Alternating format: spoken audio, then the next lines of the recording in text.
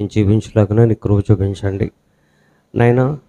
చదువుబడిన లేఖనాల్లో తండ్రి, మీరు నాయన మా పితరులు ఎదుట, వారి కన్నులు ఎదుట, వారి ముందర చేసినటువంటి అద్భుత కార్యాలు తండ్రి, ఆశ్చర్యమైన క్రియలు నాయన తండ్రి మేము చదువుట ద్వారా విని గ్రహించాం తండ్రి. నాయన మా ఎదుట కూడా మీరు ఎన్నో ఆశ్చర్యమైన క్రియలు కార్యాలు జరిగిస్తున్నందుకు వందనాలు. ఈ దినపు ఆరాధనలోని సహాయము సన్నిధి మాకు దయచేయమని, కృపలో జ్ఞాపకం చేసుకోమని తండ్రి. ఈ యొక్క సమయం ముందు తండ్రి నీ మాటలు అందిస్తున్న నాకు నీ ఆత్మ సహాయం దయచేయమని, నీ పిల్లలు వినివారు మాత్రమే కాకుండా విని గ్రహించి ఆ మాటల ప్రకారంగా జీవించే భాగ్యాన్ని దయచేయమని, ముఖ్యంగా నీ సహాయంతో నీ ఆలోచనతో నన్ను నడిపించమని యేసుక్రీస్తు వారి పేట ప్రార్థన చేసినాం తండ్రి, ఆమె. ప్రభునందు ప్రియమైన వాళ్ళారా, దేవుని యొక్క కృపా కాపుదల మీ అందరికీ తోడుగా నడిపించునుగాక. ప్రభునందు ప్రియమైన వాళ్ళారా, నేను ఒక విషయాన్ని మీకు తెలియజేస్తున్నాను. దయచేసి తల్లిదండ్రులైన వారికి నేను ఒక మెసేజ్ పంపించాను. దానికి నాకు ఒక ముగ్గురు తప్ప ఎక్కువ మంది రిప్లై ఇవ్వలేదు. సండే స్కూల్ పిల్లలకి ఉచితంగా బుక్స్ ఇస్తున్నారు. అవి ఆల్రెడీ నాతోటి సేవకులందరికీ వచ్చేసినాయండి. నాకు రాలేదు. ఎందుకనంటే మీరు నాకు రిప్లై ఇవ్వలేదు. మీ పిల్లలు ఏం చదువుతున్నారు కేవలం ఒక టెక్స్ట్ మెసేజ్ పెట్టమన్నాను. అది నాకు మీరు పెట్టలేదు, వేరెవరు పంపించలేదు. అద్భుతమైన బుక్స్ అనమాట అండి. కాబట్టి మీరు వెళ్ళేటప్పుడు మీ పిల్లల పేర్లు, వాళ్ళు ఏ తరగతి చదువుతున్నారు దయచేసి నాకు రాసి ఇవ్వండి. ఈరోజైనా నేను వాళ్ళకి పంపిస్తే వాళ్ళు మనకి బుక్స్ అందిస్తారు. జనవరి 1కి అవి చాలా ఉపయోగకరంగా ఉంటాయి అండి. పెద్దవాళ్ళు నేర్చుకునేంత జ్ఞానం అందులో ఉంది. వాళ్ళు చాలా బాగున్నాయి బుక్స్ అండి. ఒకరండి పిల్లలకి ముఖ్యంగా ప్రార్థన సంగతులు, ప్రార్థన విషయాల్లో వాళ్ళని ఎలా బలోపేతం చేయాలి, భక్తుల యొక్క జీవితాలకి వాళ్ళ జీవితాల్లో ఉపయోగకరమైన విషయాలు ఆ బుక్స్లో రాయబడ్డాయి. నేను చదివాను కూడా అవి. కాబట్టి మన వివరాలు ఇస్తేనే తప్ప వాళ్ళు మనకి ఆ బుక్స్ ఇవ్వరు. కాబట్టి ఆ విషయాన్ని మీరు గమనించాలి. మీరు తల్లిదండ్రులు ఆరాధన అయిపోయిన తర్వాత ఆ వివరాలు నాకు కానీ రాజు గారికి కానీ మీరు అందచేయాలని కోరుతున్నాను. కాబట్టి మనము ఒక ప్రాముఖ్యమైన సంగతిని మనం ధ్యానం చేసుకుందాం. గత కొన్ని దినాలుగా ఒక విషయం మీద నేను ధ్యానిస్తున్నాను. ఒక వచనం నేను చదివినప్పుడు నాకు బాగా నన్ను ఆలోచింపజేసింది. ఆ వచనం ఏంటో మనము లేఖనాల్లోకి వెళ్ళి మనం చదువుకుందాం. అపోస్తలుడైన పౌలు తిమోతికి రాసిన మొదటి పత్రిక 3వ అధ్యాయము 14-15 వచనాలు మనం చదువుకుందాం. ఈ వచనం నన్ను బాగా ఆలోచింపజేసింది. దీని మీద చాలా సంగతులు కూడా నేను బైబిల్ గ్రంథంలోని నేను చాలా వెతికి చాలా విషయాలు రాయడం, వాటిని నోట్ చేసుకోవడం జరిగింది. సుమారుగా 100 కంటే ఎక్కువ సంగతులను నేను రాసుకోవడం జరిగింది. కానీ కొన్ని విషయాలు మాత్రమే మనం నేర్చుకుందాం. దేవుని చిత్తమైతే మరి ఇదే విషయాన్ని కొన్ని భాగాలుగా మీకు చెప్పాలని ఆశ కలిగి ఉన్నాను. ఆ విషయాన్ని గమనించాలని కోరుతున్నాను. అపోస్తలుడైన పౌలు తిమోతికి రాసిన మొదటి పత్రిక 3వ అధ్యాయము 14-15 వచనాలు మనం చదువుకుందాం. శీఘ్రముగా నీ యొద్దకు వత్తునని నిరీక్షించుచున్నాను. అయినను నేను ఆలస్యము చేసిన ఎడల దేవుని మందిరములో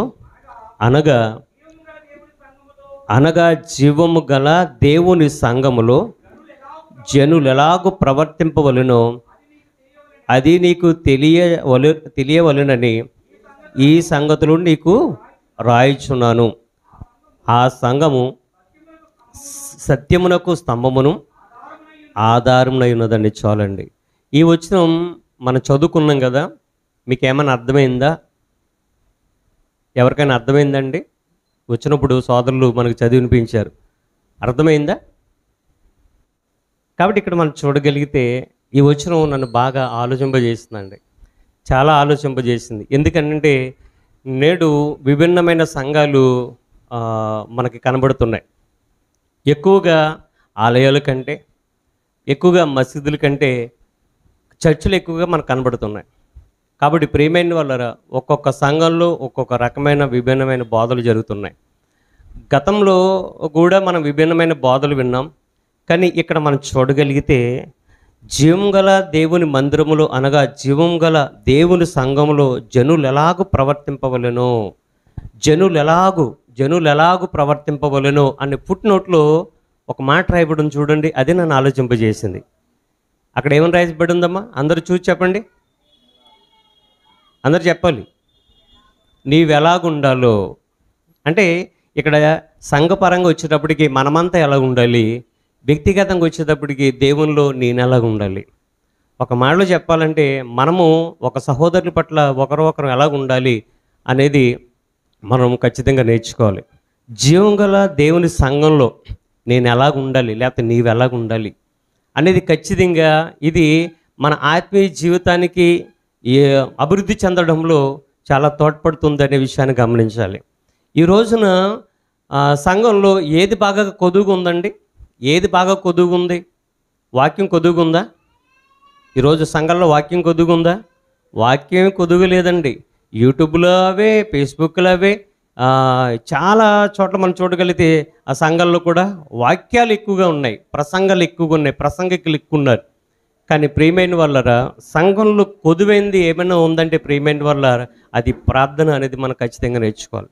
సంఘాల్లో ప్రార్థన కొదువైపోతుంది. ఉండి కొద్ది ప్రార్థనలో ఏమవుతున్నాం? వెనకబడిపోతున్నాం. ప్రార్థనలో మనము వెనకబడిపోతున్నాం. కాబట్టి ప్రియమైన వాళ్ళరా, మనము ఆలోచన చేయగలిగితే, దేవుడు చెప్తున్న సంగతులు మనం ఒకసారి ఆలోచన చేయగలిగితే, దేవుడు ఈ యొక్క ప్రార్థన గురించిన సంగతులు మనము కూడా ఆలోచన చేయాలి. ఒకప్పుడు కుటుంబ ప్రార్థన చేసుకునే అనుభవాలు మనకున్నాయి, కానీ ఇప్పుడు లేవు. వ్యక్తిగతంగా ప్రార్థన చేసుకునే అనుభవాలు ఉన్నాయి, కానీ ఇప్పుడు లేవు. సంఘంలోకి వచ్చి ప్రార్థన చేసుకునే అనుభవాలు ఉన్నాయి, కానీ ఇప్పుడు లేవు. ఒక విషయాన్ని సంతోషంగా చెప్తున్నానండి. మా ఇంటి దగ్గర రాక్ చర్చ్ ఉంది.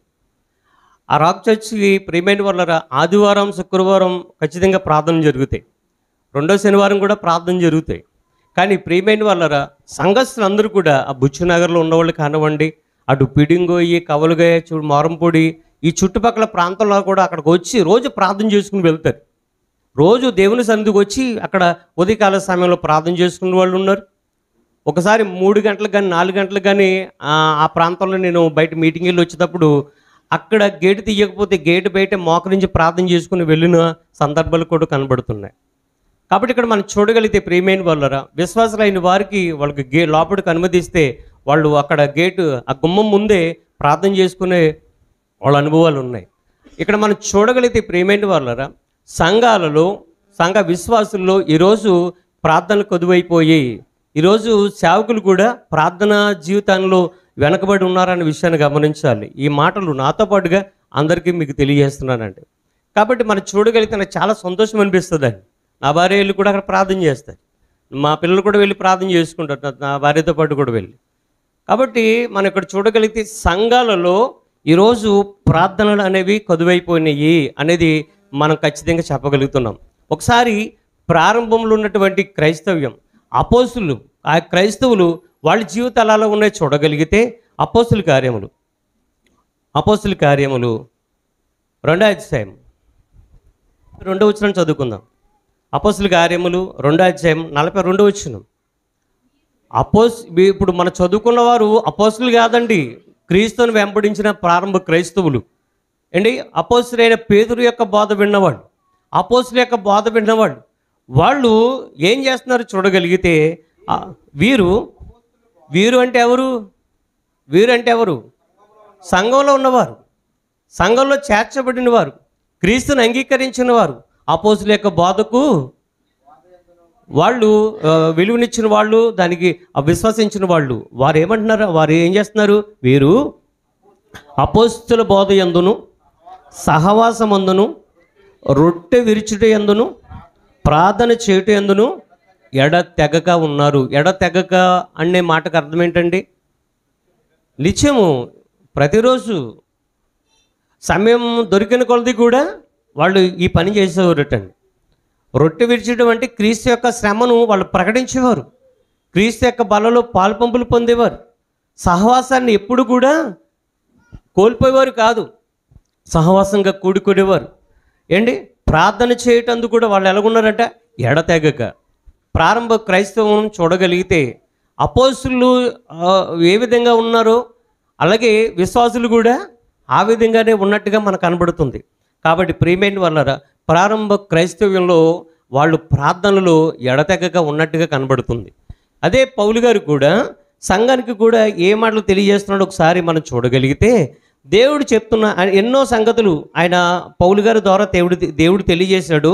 ఆ విషయాలు కూడా మనం చూడగలిగితే ప్రియమైన వాళ్ళరా, యేసుక్రీస్తు వారికి కూడా ఆయన వాడికి చొప్పున ప్రార్థన చేసినట్టుగా మనకు కనబడుతుందండి. కాబట్టి మనము ఒక్కసారి ఆ బైబిల్లోకి వెళ్ళి చూడగలిగితే ఏమని పౌలు గారు మాట్లాడుతున్నారో ఒకసారి మనము చూడగలిగితే ప్రియమైన వాళ్ళరా, ఒకసారి మీ యొక్క బైబిల్ గ్రంథాలు తెరిచి చూడాలని కోరుతున్నాను. రాసిన మొదటి పత్రిక 15వ అధ్యాయం 17వ వచనం చదువుకుందాం. దెస్సలోనికి రాసిన మొదటి పత్రిక 5వ అధ్యాయము 17వ వచనం చదువుకుందాం. 16 నుంచి 18 వచనాలు కలిసి ఉన్న చూడండి. ప్రతి విషయం అందును కృతజ్ఞతాస్తుతులు చెల్లించుచు ఇలాగూ చేయుట యేసుక్రీస్తునందు మీ విషయంలో 16 వచనం కంటే పై వచనం చూడండి. ఎడతెగక ఏముంది అక్కడ? ఎడతెగక ఏంటంటండి? ప్రార్థన చేయండి. 15 నుంచి 18 వచనాలు ఇంచుమించుగా కలిసి ఉంటాయండి. ఎడతెగక ఎలా ఉండాలట? ఎడతెగక సంఘానికి బోధిస్తున్నాడు. అపోస్తులు ఏం చెప్పారు? ఎడతెగక ప్రార్థనలో ఉండాలని చెప్పారు. తర్వాత కడపటి అపోస్తులైన పౌలు గారు కూడా సంఘానికి ఏం చెప్తున్నాడు? ఎడతెగక ప్రార్థన చెయ్యండి అంటున్నాడు. అదే కొలస్సీ రాసిన పత్రిక 4వ అధ్యాయం 2వ వచనం చూడండి. ప్రార్థన ఏంది ఎలాగుండాలట? నిలకడగా ఉండాలంట. ప్రార్థనలో ఏముండాలి? నిలకడగా ఉండాలి. ఒకరోజు ఒకలాగా కాదు, నిత్యము మనం ఎలా ఉండాలి? ప్రార్థన చేయాలి. ప్రార్థన యందు నిలకడగా ఉండి కృతజ్ఞత గలవారై దాని యందు మెలకుగా ఉండండి. నిలకడగా ఉండాలి, మెలకుగా ఉండాలి. ఎందుకు చెప్తున్నానంటే ప్రియమైన వాళ్ళ, ప్రార్థన అనేది దేవునికి చాలా దగ్గర చేస్తుందండి. దేవుడితో మనము వ్యక్తిగతంగా మనము అభివృద్ధి చెందాలి అని అంటే, మన ఆత్మీయ జీవితం బాగోవాలి అని అంటే ప్రార్థన అనేది అద్భుతమైన ఒక మార్గం ప్రియమైన వాళ్ళ. కాబట్టి దేవునితో మాట్లాడే యొక్క భాగ్యం మనం దినదినం ఏం చేస్తున్నామంటే కోల్పోతుంటాం. దేవునితో గడిపే భాగ్యాన్ని మనం ఏం చేస్తున్నాం? మనకు మనమే పోగొట్టుకుంటున్నాం. మన విషయాన్ని గమనించాలి. ప్రార్థనలో ఎడతెగక ఉండాలి. పౌలు గారు చాలా విషయాలన్నీ కూడా ఆయన చెరసాలలో ఉండే లేఖలు రాశాడు ప్రియమైన వారు. ఈ పత్రికలన్నీ కూడా ఆ రోమా చెరసాలలో ఉండే ఆయన రాసినట్టుగా మనకు కనబడుతుందండి. కాబట్టి ప్రారంభ యొక్క క్రైస్తవ్యం, లేకపోతే ప్రారంభంలో ఉన్నటువంటి క్రీస్తుని అంగీకరించిన క్రైస్తవులు అనబడిన వారు, సంఘంలో చేర్చబడిన వారు ఎక్కువగా ప్రార్థనలో ఉన్నట్టుగా మనకు కనబడుతుందండి. సహవాసంలో ఉన్నట్టుగా మనకు కనబడుతుంది. వారు సంఘంలో దినదినం అభివృద్ధి చెందినట్టుగా మనకు కనబడుతుందండి. అందుకనే యాకోబు గారు కూడా మాట్లాడుతూ ఏమంటున్నారంటే 5వ అధ్యాయం 16వ వచనం, యాకోబు రాసిన పత్రిక 5వ అధ్యాయము 16వ వచనంలో మనం చూడగలిగితే అక్కడ ప్రార్థన గురించి కూడా ఆయన ఏమని మాట్లాడుతున్నాడో ఒకసారి చూద్దాం. మీరు స్వస్థత పొందినట్లు ఒకరికొకరు ప్రార్థన చేయండి అంటున్నాడు. అంటే మనము స్వస్థత పొందినట్లు ఏం చేయాలట? ఒకరికొకరము ప్రార్థన చేయుడి. అంటే మన ఇప్పుడు చూడండి, మనము మన యొక్క కార్యక్రమం అయిపోయిన తర్వాత, ఆరాధన అంతా అయిపోయిన తర్వాత మీ ప్రార్థన విన్నపాలు ఉంటే తెలియజేయండి అని అడుగుతున్నాం. ఎందుకని? ఒకరు అవసరతలు, ఇబ్బందికరమైన పరిస్థితులు, అంతేకాకుండా ప్రియమైన వాళ్ళరా అనారోగ్య పరిస్థితులు, ఇవన్నీ మనము సంఘానికి తెలియజేస్తే సంఘం ఏం చేస్తుందండి? సంఘంలో ఉన్న వారందరూ కూడా ఏం చేస్తారు? ఖచ్చితంగా ప్రార్థన చేస్తారు. ఆ ప్రార్థన దేవుడు ఆలకించి అప్పుడు వాటికి ఏం చేస్తాడు? దేవుడు ప్రతిఫలాన్ని ఇస్తాడు. ఆ విషయాన్ని మనం ఖచ్చితంగా గమనించాలి. అందుకనే ఇంకా మనం చూడగలిగితే 15వ వచనంలో కూడా విశ్వాస సహితమైన ప్రార్థన ఏం చేస్తుందటండి? రోగిని స్వస్థపరచును. అంటే ప్రార్థనలో ఏముండాలి? ముఖ్యంగా విశ్వాసం. నువ్వు చేసే ఆ యొక్క ప్రార్థన విశ్వాస సహితంగా మనం ప్రార్థన చేయాలి. ఎందుకనంటే ప్రియమైన వాళ్ళరా, మనము ప్రార్థన చేసేటప్పుడు దేవుడు ఖచ్చితంగా ఆ కార్యాన్ని జరిగిస్తాడు అని మనం విశ్వసించి ప్రార్థన చేయాలి.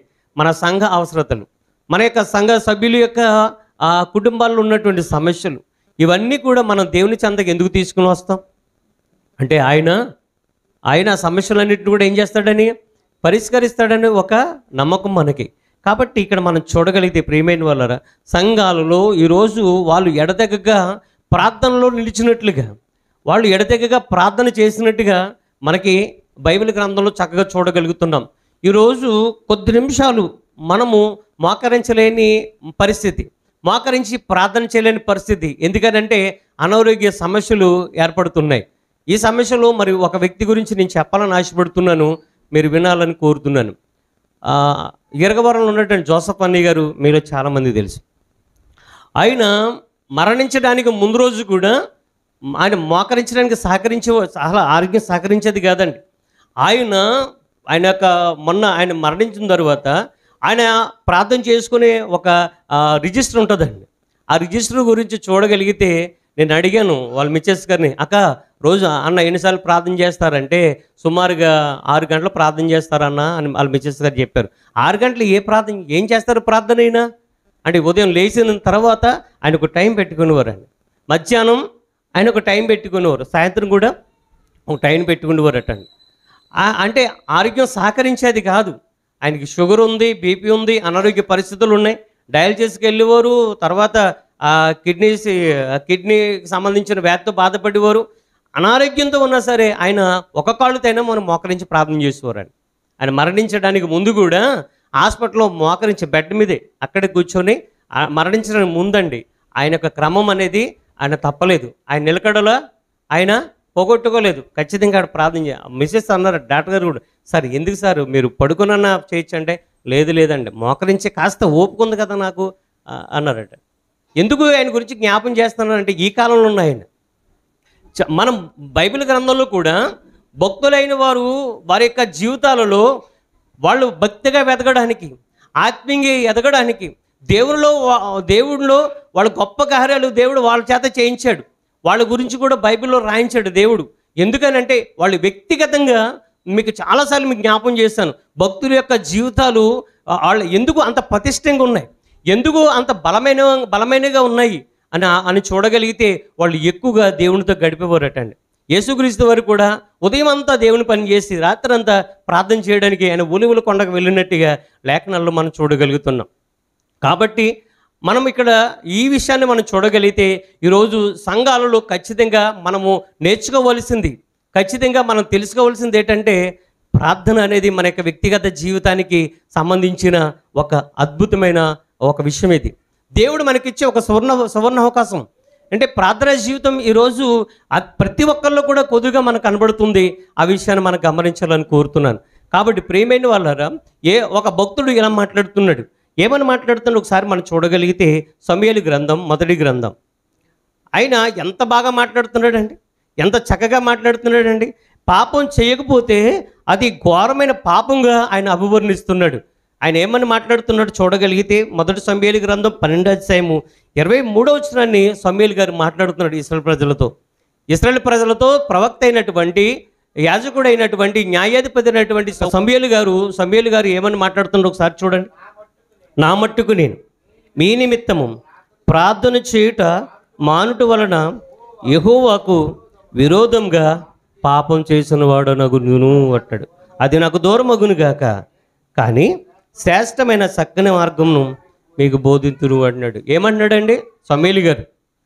ఏమంటున్నాడు? నా మట్టుకు నేను మీ నిమిత్తం ప్రార్థన చేయటం మానేస్తే దేనితో సమానమటండి? అందరూ చెప్పండి. పాపముతో, యెహోవాకు విరోధంగా నేను పాపం చేసిన వాడు నగుదును అంటున్నాడు. సమూయేలు గారు నిత్యము ఆయన తన యొక్క ప్రారంభ జీవితం కూడా ఆ యొక్క పాలు విడిచినటువంటి ఆ యొక్క సందర్భం నుంచి, ఆ సమయం నుంచి కూడా యెహోవా సన్నిధిలో ఆయన షిలోహులో దేవుని మందిరంలో ఆయన ప్రార్థన చేస్తూ ఆయన గడిపినట్టుగా మనకు కనబడుతుందండి. కాబట్టి దేవుడు చెప్తున్న విషయాన్ని మనం చూడగలిగితే నా మట్టుకు నేను, సమూయేలు గారు మాట్లాడుతున్నారు, నా మట్టుకు నేను మీ నిమిత్తం ప్రార్థన చేయకపోతే, ఇది ఎంతమంది జీవితాల్లో మనం చూడగలుగుతున్నామండి? బైబిల్ గ్రంథంలో ఉన్నటువంటి భక్తుల యొక్క జీవితాల్లో కనబడుతుందండి. భక్తుల యొక్క జీవితాలలో ప్రార్థనా జీవితం అనేది కనబడుతుందండి. అంటే విజ్ఞాపనలు చేసినట్టుగా, రోధించినట్టుగా, కన్నీటి ప్రార్థన చేసినట్టుగా మన బైబిల్ గ్రంథంలో చాలా సందర్భాలు మనకు కనబడుతుంటాయి. యెహోషాపాతు అనే రాజు తనకి సైన్యం ఉన్నప్పటికీ కూడా చుట్టూ అన్యరాజులు వచ్చేసారండి. చుట్టూ అతన్ని చుట్టుముట్టారు. కానీ ఏం చేయలేని పరిస్థితుల్లో ఆయన ఏమంటాడంటే, యెహోవా మా దేవా, నేనేం చేయాలి? నువ్వు తప్ప నాకెవరు, ఇప్పుడు నాకు ఆధారం లేరు, నువ్వే నాకు ఆధారం అని ప్రార్థన చేస్తాడు. వెంటనే ఆ ప్రార్థన ఆలకించి యెహోషాపాతు రాజుకి దేవుడు విజయాన్ని అనుగ్రహిస్తాడండి. కాబట్టి ప్రియమైన వాళ్ళారా, ఈరోజు మన జీవితాలలో ఎన్నో సమస్యలు మనకు ఉంటాయి. అన్ని సమస్యల నుంచి కూడా మనము బయటపడాలి అని అంటే దేవుని సహాయం ఖచ్చితంగా కావాలి మనకి. అలాగని ప్రతి చిన్న విషయాన్ని కూడా, అంటే మన వలన అయ్యింది కూడా దేవుని సన్నిధిలో పెట్టకూడదండి. మన వలన కానిది, ఎవరి వలన కానిది దేవుడి వలన మాత్రం అయింది ఖచ్చితంగా దేవా నువ్వు చేయగలుగుతావు అని ఖచ్చితంగా మనం ఏం చేయాలి? ఆయన యందు మనం విశ్వాసం ఉంచాలి. భక్తుడు ప్రవక్త గారు ఎంత మంచి మాట మాట్లాడుతున్నాడండి. నా మట్టుకు నేను మీ నిమిత్తము ప్రార్థన చేయట ఒకవేళ మానేస్తే అది పాపం అంటున్నాడండి. ఆజ్ఞాతిక్రమం పాపం కదండి. ఆజ్ఞాతిక్రమం పాపం, కానీ ప్రార్థన చేయకపోవడం కూడా పాపంగా ఆయన వర్ణించుకుంటున్నాడండి. ప్రతిరోజు నిత్యము ఆయన పసితనము నుండి, చిన్నతనం నుండి, బాల్యదశ నుంచి కూడా ఆయన ప్రార్థన ఎక్కువగా ఆయన ప్రార్థన చేసినట్టు మనం చూడగలుగుతున్నాం. గతంలో మనం ఒక బోధ విన్నాం, ప్రార్థనతో దేవుని విసిగించేస్తున్నాం, ప్రార్థన చేయడం కాదు సువార్త ప్రకటించాలి, పని చేయాలి అనేసి విన్నాం.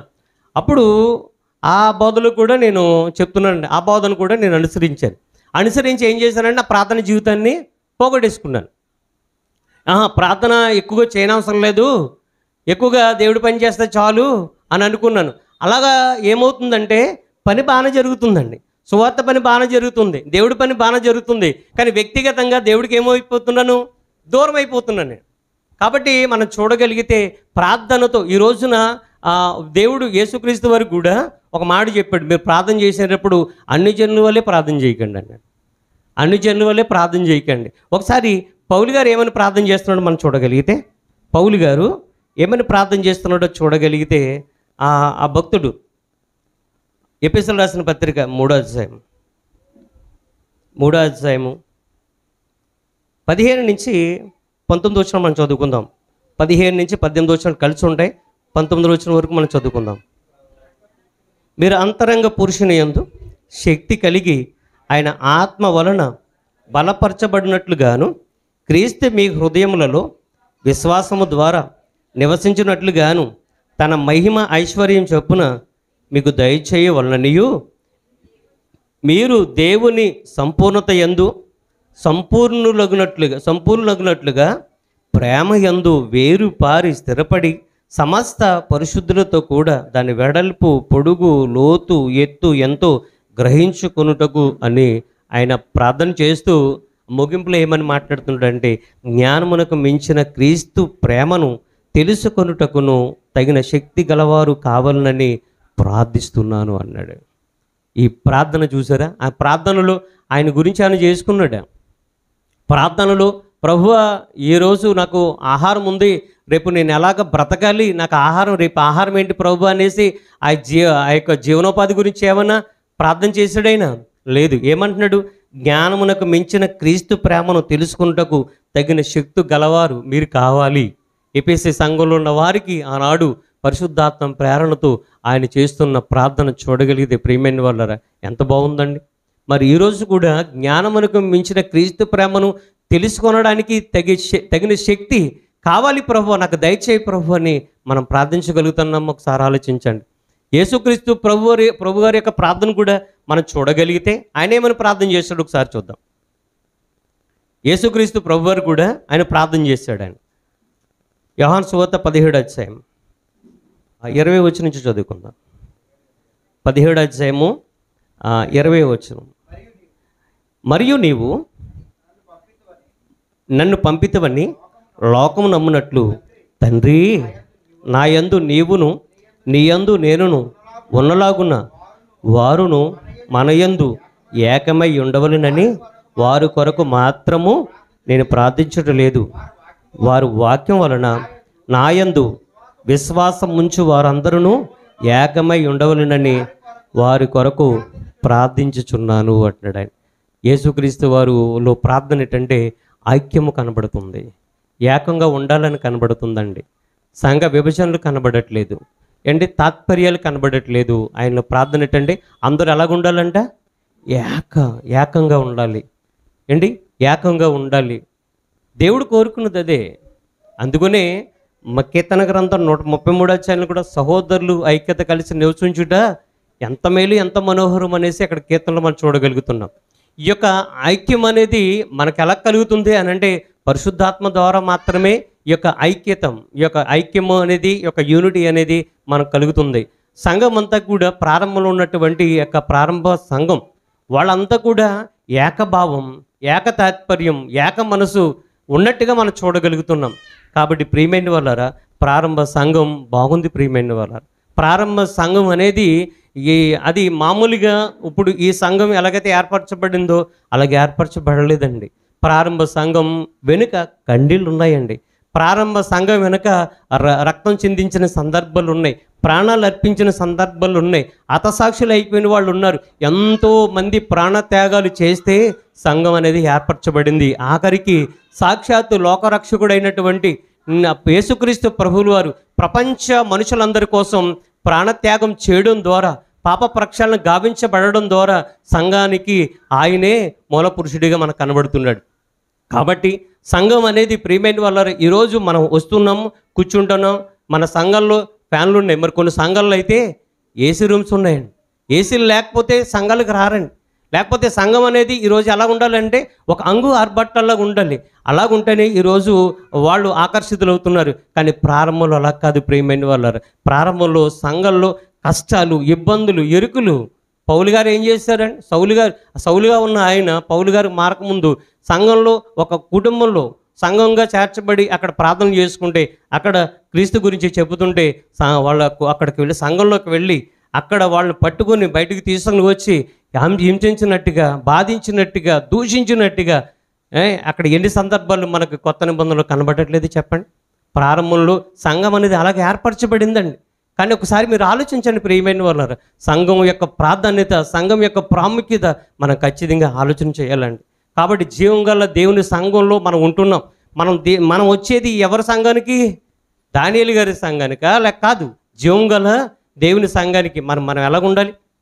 అక్కడ అధికత రాయబడింది. తిమోతి రాసిన మొదటి పత్రిక 3:15 జీవం గల దేవుని సంఘంలో జనులు ఎలాగంటే నువ్వు ఎలాగుండాలి అనేది ఒకసారి ఆలోచన చేయగలిగితే, లేకపోతే నేను ఎలాగుండాలి వ్యక్తిగతంగా, మన సంఘంలో ఎలాగుండాలి అని అంటే ఈరోజు మన ప్రార్థన గురించి మనం ఆలోచన చేస్తాం. క్రైస్తవ్యం అనేది ప్రియమైన వాళ్ళరా ఈ రోజున అన్యులు కూడా హేళన చేయగలుగుతున్నారు. అంటే అర్థం కాలేదు వాళ్ళకి, మనకే అర్థం కాలేదు. సంఘం యొక్క కష్టాన్ని మనం అర్థం చేసుకోవాలి. సంఘం ఏ విధంగా ప్రారంభించబడింది అనేది ఆ యొక్క కష్టాన్ని మనము ఎప్పటికప్పుడు జ్ఞాపం చేసుకోవాలండి. కాబట్టి ప్రియమైన వాళ్ళరా ఈరోజు చక్కగా మనం కూర్చొని దేవుని యొక్క మాటలు విని వెళ్ళిపోతున్నాం అని అంటే ఎంతోమంది త్యాగధనులు, ఎంతోమంది ప్రాణత్యాగాలు చేశారు ప్రియమైన వాళ్ళరా. యేసుక్రీస్తు వారి యొక్క త్యాగం దానికంటే మించింది ప్రియమైన వాళ్ళ. ఆలోచన చేయండి. యేసుక్రీస్తు వారు ప్రార్థన చేసినట్టుగా అందరూ కూడా ఎలా ఉండాలంట? ఏకమై ఉండాలి, ఒకటిగా ఉండాలి అని కోరుకుంటున్నాడు. కాబట్టి ఆలోచన చేయండి. ఈ జీవంగల దేవుని సంఘంలో మనం ఉన్నాం, ఆ విషయాన్ని గుర్తుపెట్టుకోండి. కాబట్టి జీవంగల దేవుని సంఘంలో జనులు ఎలాగ ప్రవర్తించాలి అంటే నేను ఎలాగ ఉండాలి, మీరు ఎలా ఉండాలి అనేది ఒక్కొక్క విషయాన్ని మనం ప్రతి వారం మనం నేర్చుకుందాం. ఆలోచన చేయండి. సహోదరుల ద్వారా చాలా శ్రేష్టమైన సంగతులు మనం వినబోతున్నాం. ప్రార్థన చేసుకుందాం. ప్రేమించిన తండ్రి, నీ నామానికి వందనాలు, కృతజ్ఞతలు తెలియజేస్తున్నాను. జీవం గల దేవుని సంఘంలో జనులు ఎలాగ ఉండాలి అనే నీ కుమారుడైనటువంటి పౌలు గారి ద్వారా మీరు పలికినటువంటి ఆ మాట నాయన, నేను ఎలాగ ఉండాలి, అలాగే మేము ఎలాగ ఉండాలి అనే సంగతిని తండ్రి మేము ఆలోచించడానికి ప్రారంభ పలుకులుగా కొన్ని విషయాలు తెలియచేయడం జరిగింది తండ్రి. నీ కృపను మాకు అనుగ్రహించి సహాయం దయచేయండి. అలాగే నా తర్వాత మాట్లాడిన నీ దాసును కూడా మీరు బలపరచండి, కృపలో జ్ఞాపం చేసుకోండి, బలపరచండి. మా సంఘాన్ని ఇంకా అభివృద్ధి చేయండి, సంఘ సద్ధరణ విషయాలు పరచండి. ప్రతి ఒక్కరు కూడా తండ్రి నీ మాటలకు విధేయులై తండ్రి నాయన నీ మాటల ప్రకారంగా జీవించే భాగ్యాన్ని అనుగ్రహించమని, కృపలో జ్ఞాపకం చేసుకోమని, సమస్త విషయాల్లో నీ తోడు కాపుదలు దయచేయమని యేసుక్రీస్తు వారి పేట ప్రార్థన చేస్తున్నాం తండ్రి. ఆమేన్.